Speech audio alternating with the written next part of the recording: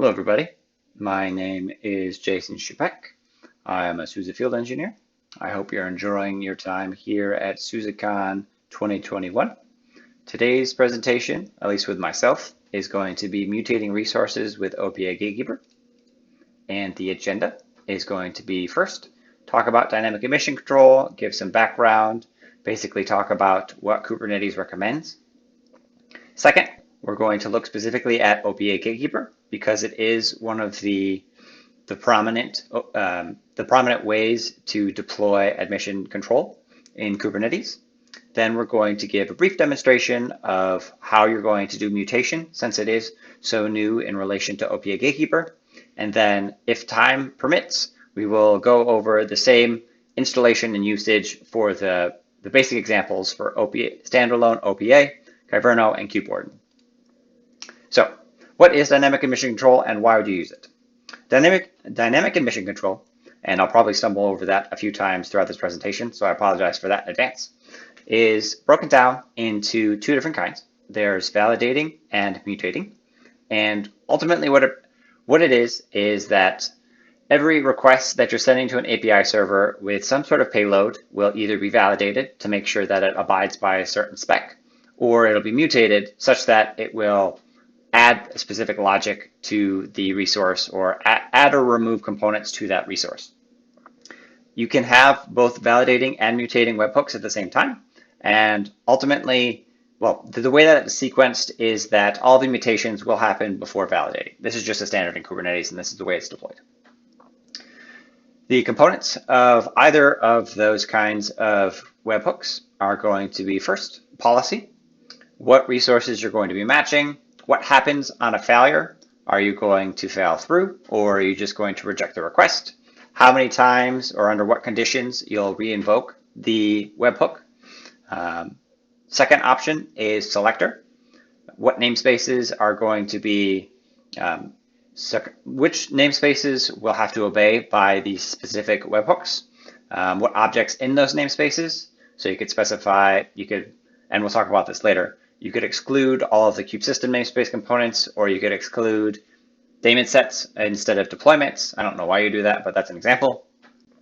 And then the last component is going to be rules. This is going to be whether or not it's a create, an update, a delete, the various components that the various ways that you can interact with the resources that will be validated or mutated.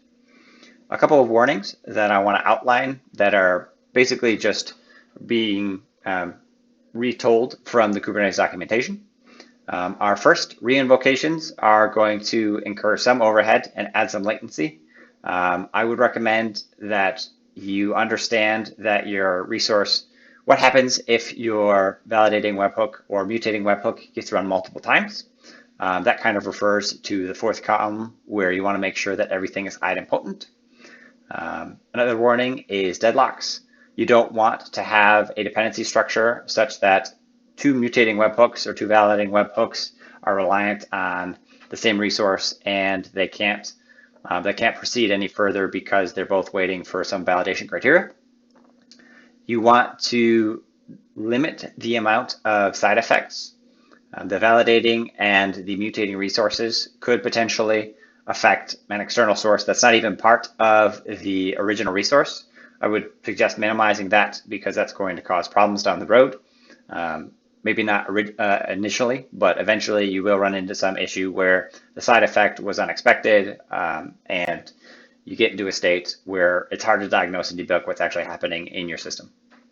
And then ultimacy. There's no guarantee from the Kubernetes API server how long something will take, or not how long something will take, how many times, in what order the webhooks will take place.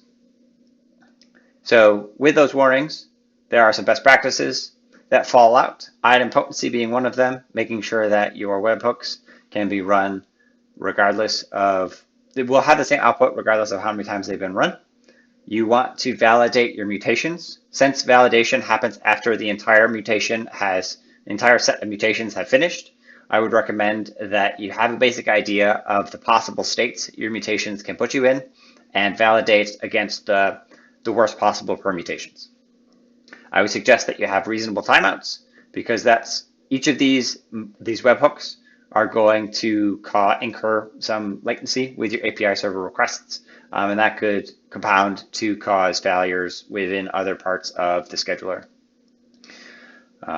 Equivalent match policy is just a different way of saying make sure that you grab all of the versions of a specific resource. So if you're talking about deployments or daemon sets or something, and they've recently gone through an upgrade through the API servers, going from beta to fully supported or GA, you want to make sure that both of them are being applied to, so that somebody can't just circumvent your webhooks by running an older version of a resource.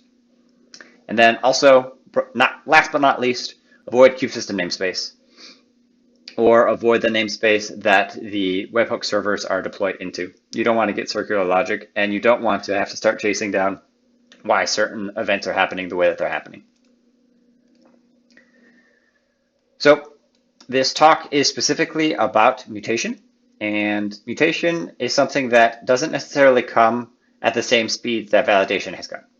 In the history, we're going to talk about OPA specifically. OPA has been validating, has given you the ability to use validation rules for a while now, but it's until just recently that they've started deploying mutation. The 4 problems here are not all an exhaustive list, but they're a good place to understand, generally speaking, the problem domain. The first one is eventual consistency. Kubernetes is itself a distributed system, and not all of the resources are present and in their desired state at all times. So there's no guarantee that a Kubernetes resource will exist prior to another.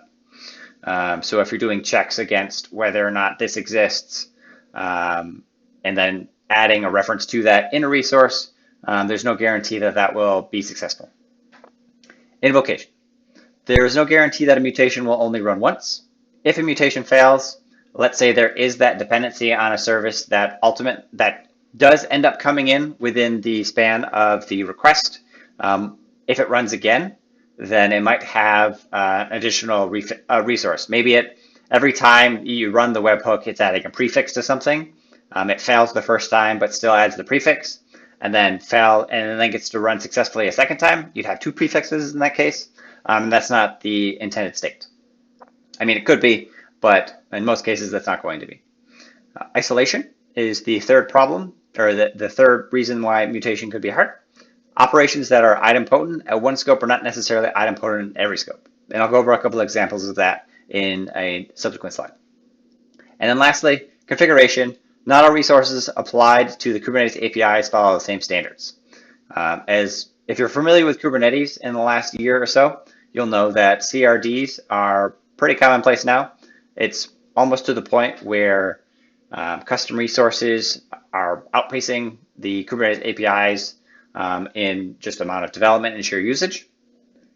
And so there's no guarantee that, for instance, with the previous match policy, that all of the resources in one version of an API, that's a CRD, will abide by the same standards that the GA version or alpha version would. That being said, I've got a couple examples of the happy paths and the unhappy paths. The first is a happy path. I'm an optimist after all.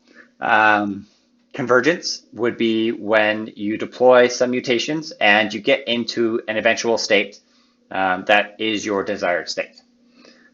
So regardless of how many applications of the mutation logic, the result will be the same.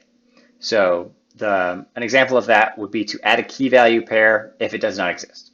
A lot of the examples that I'll show you through all of the tools are going to be tied directly to adding an annotation to a service if it doesn't exist already. The 2 problems that you can have with mutation in specific are going to be first, oscillating divergence. This is an unhappy path. And this is when 2 or more mutations work in opposition, causing the final state to oscillate. So going from one to another, it basically being a finite state machine that there are loops in.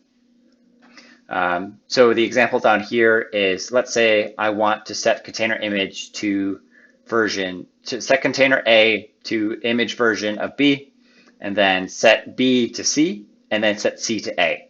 So if I were to run through those the first time, I'd get back into my initial state, and then I could keep running through that. And depending on how many iterations I have, I would be in one of these three states. The third and final type of mutation that's going to be unhappy in this case is going to be unbound divergence. It's not going to be any worse than oscillating divergence, at least not in my experience, but it's going to be similarly as untenable and undesirable. What unbound divergence is going to do is it's just going to basically do something the same way until infinity. So the example I show here is adding a prefix if it doesn't already exist, and then add a different prefix string if it doesn't already exist. So for instance, if I wanted to prefix something with first, and then I had another rule that said if it's not prefixed with first, if it's not prefixed with start, add it. And so that would ultimately just add first and then start and then first and then start and then first and then start. And that would just happen unto infinity, or however many times the mutation would be desired or would run. So with that underlying definition of the problem space, how are the current solutions handling this issue, or the various ways to get into undesirable states? There are two main columns here because there are two ways that I see this happening. The first is to let the user take on the responsibility and the discipline of not getting into any of these states. This is going to be where you can add logical systems that allow you to do complex calculations within a webhook. And this is the approach taken to my observation in Kyverno and Kubewarden. OPA Gatekeeper has taken a different approach, and their main idea is that they want to make operations as safe as possible. So not necessarily trusting the user with the full flexibility of a Turing complete system, but instead giving them safe ways to interact with resources. And so a little bit more background on OPA itself, since it is the reason we started this discussion. Open Policy Agent, the rules engine underneath all of Gatekeeper, is, you'll hear me say OPA. I think by their definition, it's actually called OPA. But it's more or less just an external service that you can apply policy in the Rego language to a specific schema. In this case, it's going to be YAML and JSON, and then make a determination based on that set of rules. This allows you to decouple the policy from the application itself, or from the resource, from the API server, and specific to the Kubernetes case. It's done, like I said, in a proprietary policy language called Rego, and that, love it or hate it, is its own separate language and comes with its own difficulties with adopting a separate language. It's currently a CNCF graduated project. It's written in Go, and you can play with it in their sandbox that they have at play.openpolicyagent.org. Gatekeeper is a more specific iteration of OPA. It's going to be comprised of a couple more components. You'll see that there is a couple of admission controllers. There are policy template CRDs and policy instance CRDs. It's going to be deployed with a Helm chart. It's going to be highly available by default, having three resources, or three deployments, or three pods that are the service that's underpinning any of the webhooks that you create. It has auditing built into it, so you can tell when a resource has been validated or mutated. And you can see the library that's available at github.com/openpolicyagent/gatekeeper-library. Gatekeeper Mutation is still very new. They just released 3.4 when I decided to do this presentation. And you can deploy it through enabling the flag experimental enable mutation equals true. And I'll show you an example of that here in a little bit. So don't worry about writing that down. It requires the deployment of two CRDs, assign and assign metadata. Those are going to be similar to constraints and constraint templates. The basic conditionals are path tests to check whether or not a path exists. For instance, if a container has, or if a pod has two containers running in it, and value test to see whether or not the first container in a pod is an init container, or well, it would have to be if it matches a specific name. So for instance, if a pod, the first container in a pod is the Nginx pod, for instance, then do some sort of mutation. This syntax, to my surprise, or this system, to my surprise, doesn't leverage Rego itself. It's basically just going to be CRD driven, using those assign metadata resources. They log each of the mutations, which I would say is a requirement for any of the systems that you would go with in a production case, just so you have the ability to understand what might have happened. And instead of blaming somebody for submitting an improperly mutated resource to the API server, you can say this is the fault of the mutation system itself.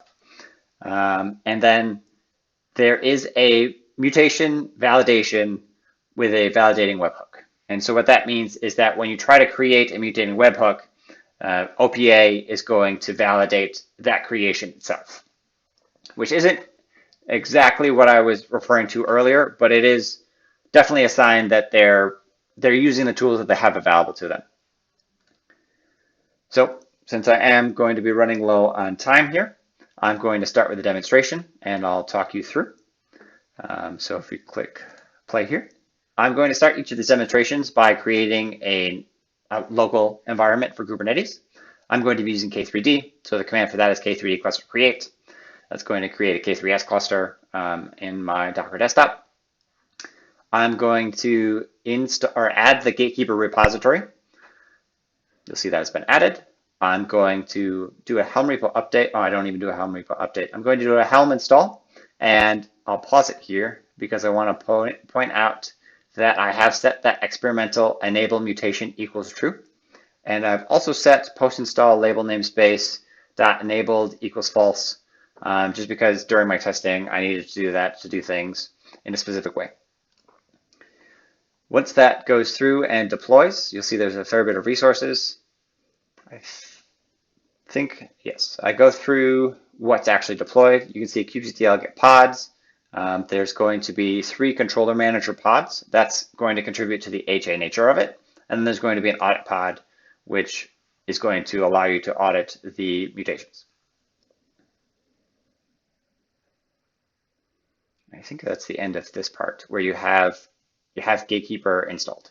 So it's a pretty simple process. I would say that it's, again, Helm is the standard for deploying applications to a cluster, and I would recommend starting off with that for any system that you're going to use in a production way. So part number 2 is leveraging some of that mutation, or leveraging those resources to create mutation. And so this video, since I already have K3D, you can see my context in my prompt here. We're going to first cat the example. You can see that this is the assign resource. And in this resource specifically, we are going to add these values to a specific, what are we going to do here? Apply to any pod of versions v1, matching in a namespace of that kind. Location spec.containers, and we're going to modify the container whose name is networking, and then we're going to modify these components here.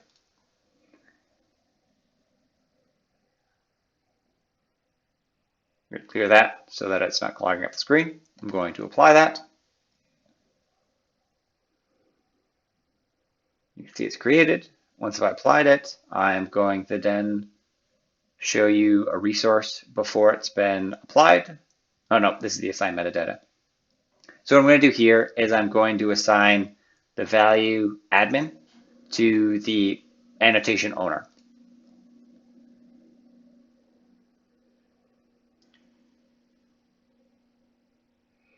The apply, demo annotation owner,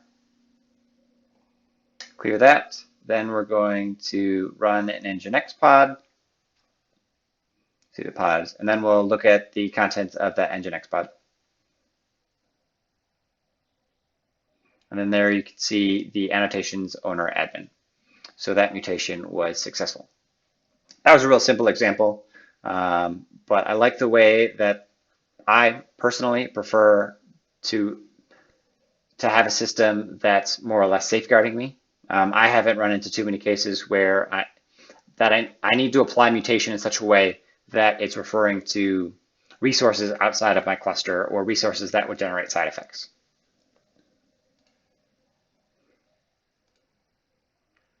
Cool. So that's the basic example with OPA. Let's move on to an example with some of the other solutions in the space. There's OPA policy in standalone mode. This one I'm probably not going to recommend. I brought it up first because it's using the same underlying technology, OPA, but it's going to require a lot more maintenance on whoever's deploying it. You're going to have to create your own mutating webhooks. You're going to have to create your own validating webhooks. You're going to have to create and maintain all of your configuration. It does still leverage Rego because it's still using OPA, but I would not promote it because there isn't much out there that supports, there's not a framework and safeguards to help you maintain this in your organization. And here's a couple examples of what you would deploy in each of those cases. These are going to be the Rego patch rules. This is going to be the functionality that's going to allow you to set up the validation. And then here's an example of the README of how to set it up, which there aren't too many of. If you do some Google searching, you'll probably find the same one I did. And like I said, there's not an ecosystem around it. So I'll briefly go through the installation process for that. And you can see that there's going to be a couple extra steps and that it's not installable by Helm. Step number one, as always, is going to be install a fresh cluster so that I'm not pulling the wool over your eyes or doing something on a system that's preloaded with everything. Once I have that, I'm going to create the namespace to dump everything into. Then I'm going to create I'm going to go into that namespace as my default using kubens. I'm going to show you the resources that I'm going to deploy for this component after I create a basic TLS secret for the webhook. That secret was used in this following admission controller YAML. And in this admission controller YAML, you'll see that once I scroll to the top, that there's a cluster role binding, a cluster role, 1-in-1, which is pretty simple. There's a specifically namespace role binding. There's a service which is on port 443, so it's secure. And you can see the deployment itself. The things I want to point out here are that it is leveraging the TLS that we generated just now. That's something that we would have to maintain ourselves if we wanted to rotate those certs. And that you can see that there are two containers in this pod. The first one is the OPA server, and the second one is kube management. The kube management is going to allow you to interact with the API server and the API server's components. After showing that, I'm going to deploy it.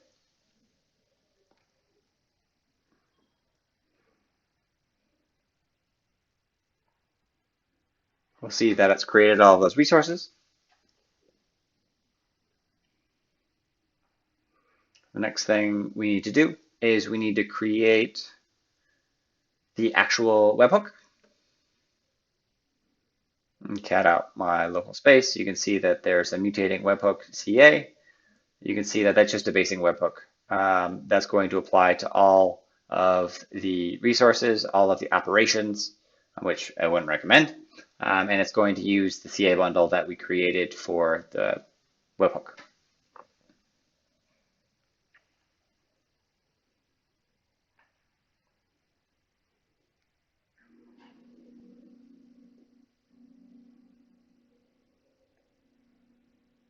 Now that that's done, we will label the namespaces so that we ignore kubesystem and OPA.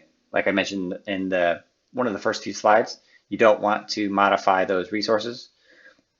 And then just double checking that things have been deployed. OPA is deployed with two containers in that pod. And then you'll see that that mutating webhook is there. It's been alive for 32 seconds. Now that we have that, I want to click through this slide. We want to look at the example. This example is going to be the Rego language. This is going to look at all of a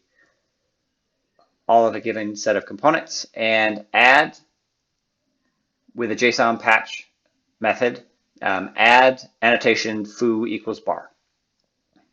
And then there's just is create or update. So this is only going to apply to mutations that are creating or updating. And it's only going to apply if the annotation test mutation exists on one of those pod resources. So I'm just going to create that as a config map. This OPA standalone is configured so that it will pull in those config maps, which makes it a little bit more simple, but means you're going to be populating with a fair bit of config maps. I showed the logs. The logs aren't too meaningful. They're just going to give us I would forward those out so that you can actually get the audit trail. You can see that the kube management container is caching the resources. That's not something I leverage here today, but that is an interesting feature, and that it's not making calls directly to, it doesn't necessarily have to make calls directly to the API server. It can cache all those resources locally.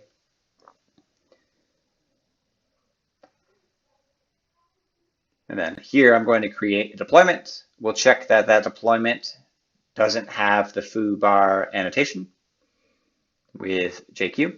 .metadata.annotations. We can see that all it has is deployment Kubernetes revision.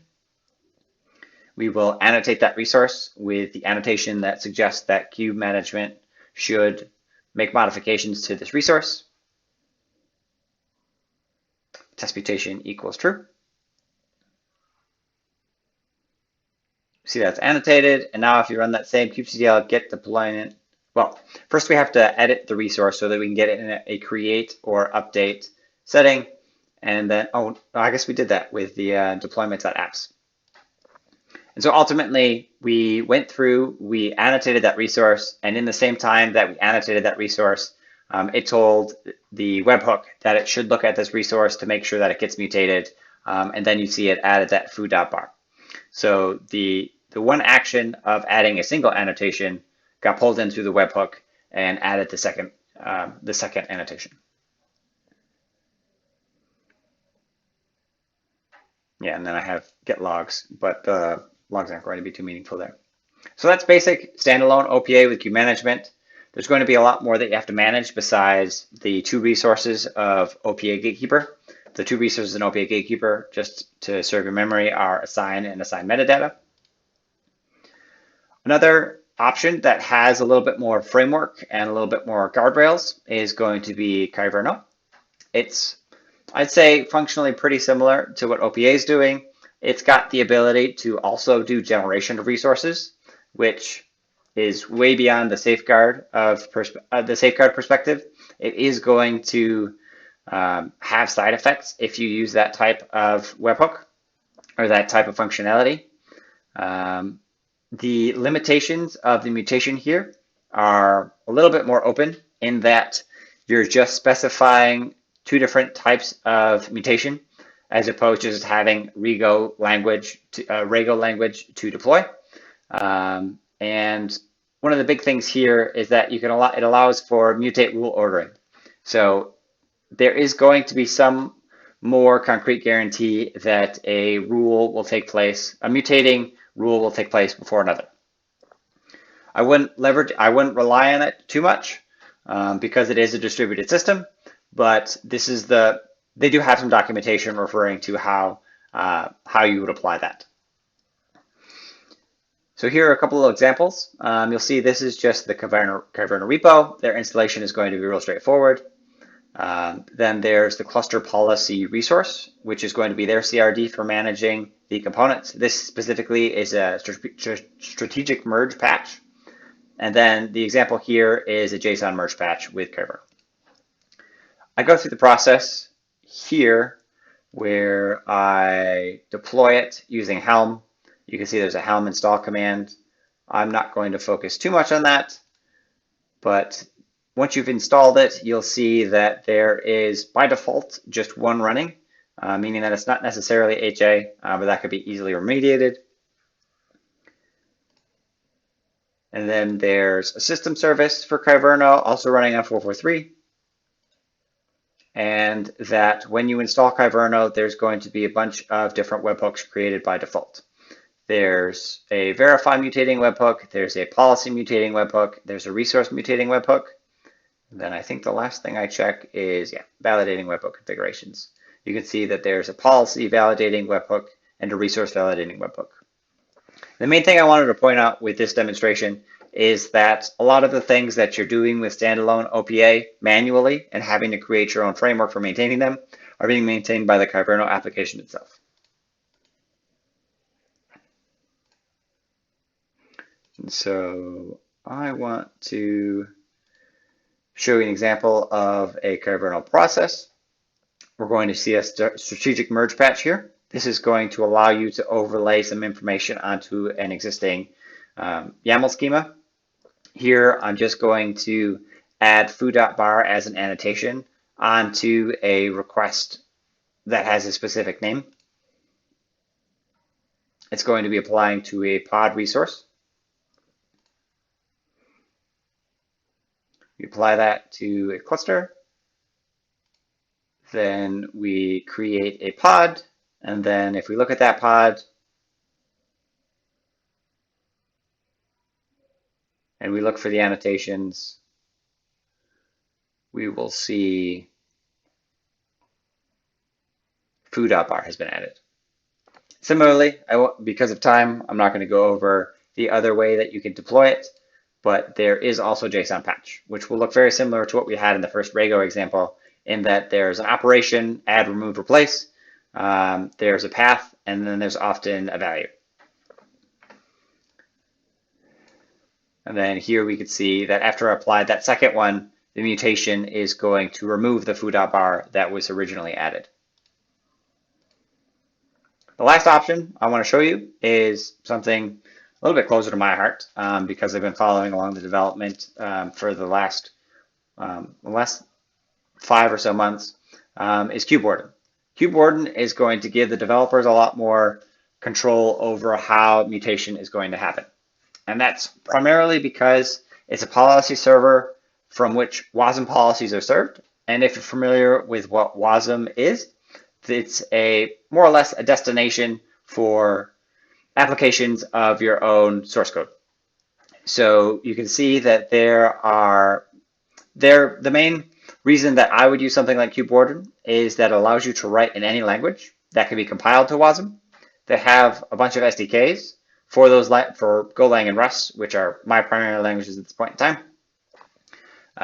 And those WASM binaries can be served from OCI compliant registries. So one of the general check trends that's happening is that we're overloading OCI registries with a bunch of different resources. And that way, so if you wanted to get a resource, there's a good chance that it's probably already being hosted on your registry that's hosting images.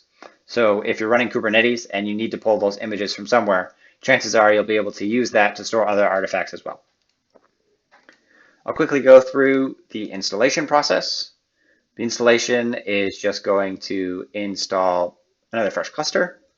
That fresh cluster is just going to get a Helm installation on top of it. Down at the bottom, you can see Helm install Kubewarden, create the Kubewarden controller namespace. Once you create that Helm chart or that Helm release, you'll see that there is a Kubewarden controller. It's got 2 containers in that pod.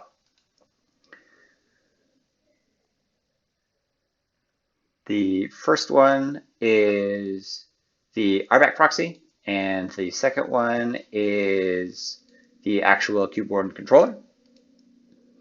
And then there's an additional service created for Kubewarden. You'll see that this is running on A443. Not that there's much difference between the A443 and the 443 from previous examples. And you'll notice the last thing I want to point out is that when you install the application, you're not going to get mutating webhooks and validating webhooks until you deploy your first policy.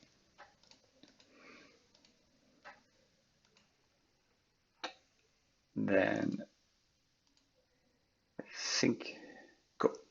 So this example will then take you through a basic use case for mutation within Kubewarden. I started out by showing you what's in this current directory. There is an application repository and a PSP capabilities example in that same directory. Drilling down into that directory, I'll kind of skip over a bunch because I'm not going to assume everybody here knows Rust. There's going to just be interfaces to use the SDK to expose a policy in a given format. And once you have that application working and unit tested to your heart's desire, you can load that into a Docker registry. And then once you have that loaded into a Docker registry, I'll skip ahead a little bit. We can see that we can create a cluster admission policy based on it. Here you can see it's being imported, module registry, GitHub container registry, Kubewarden policies, PSP capabilities. It's got the same resource limitation. It's got the same ability to apply it to specific resources. In this case, I'm applying it to pods.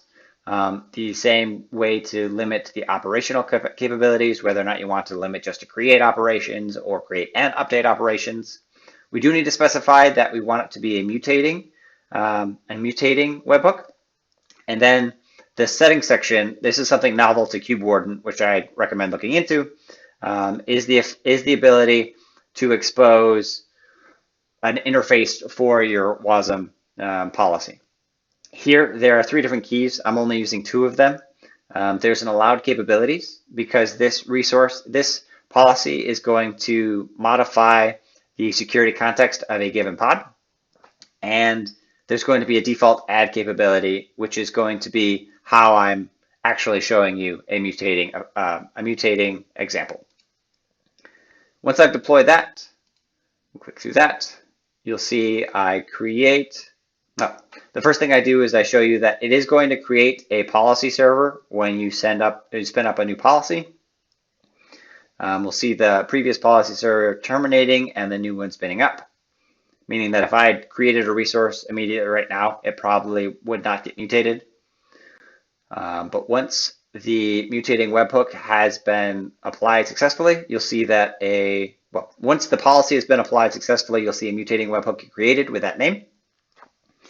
And here you can see that I'm creating an image, and then I'll show you that that image gets the additional SCC created. I'm not specifying any of the SCC, and then when we look through the pod, we will see that SCC has been added here.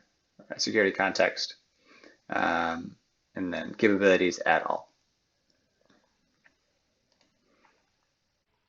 And that brings us to the end of my presentation. I hope that one of the 4 methods of mutation that I've shown today could be used in your organization. Please use it with discipline. I would probably recommend going into it with the understanding from your entire development team that this is a step that you want to take on. But I know multiple organizations that are already running mutation within their production environments safely. And I think with the groundwork that we've laid here today, you should be well on your way to doing the same thing in your production environments. Thank you for attending.